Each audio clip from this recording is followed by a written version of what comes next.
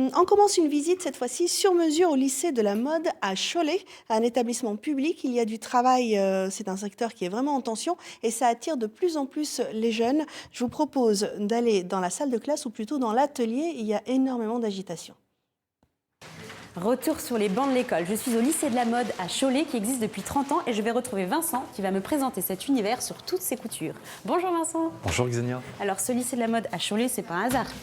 Non, effectivement, c'est un territoire qui est connu et reconnu, avec un passé de tisserand, puis ensuite de prêt-à-porter, où le savoir-faire a toujours été développé à son excellence.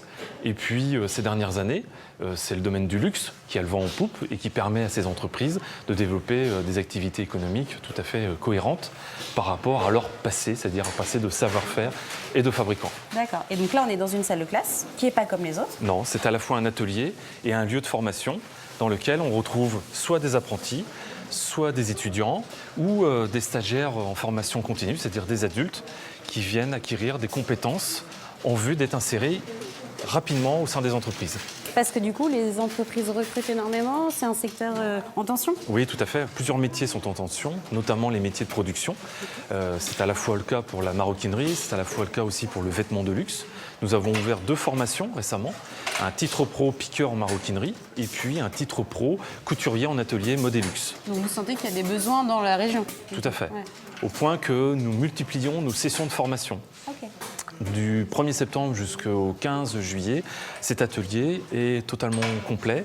Il n'y a bien eu que les 15 jours de Noël où il y a eu fermeture administrative. Okay. Mais sinon, toujours, du lundi au vendredi, des personnes sont en formation. Et vous avez combien d'étudiants ? 450.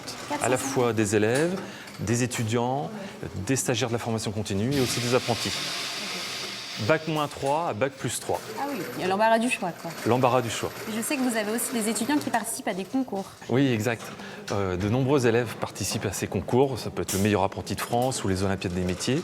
Pour eux, ça leur permet de se révéler à eux-mêmes en termes de comportement, en termes d'énergie. Et puis en même temps, ça crée une émulation entre eux. Certains vont aussi faire appel à des innovations, à des nouvelles techniques d'assemblage ou de prototypage. Okay. J'imagine que ça crée une petite fierté chez vous aussi de voir qu'ils ont atteint, quand ils sont lauréats, ce Graal. Oui, tout à fait, mais ils le doivent surtout à eux-mêmes. Donc nous, on apporte un complément, un accompagnement, mais c'est surtout à eux que cela appartient. Okay. Merci beaucoup Vincent. Je vous en prie. Moi, en attendant, je vais retrouver Edgar, justement, qui est l'un des leurs et qui a fait de sa spécialité la basket. Il s'est dit que plutôt que de les acheter, pourquoi pas les créer en fait. C'est tout bête.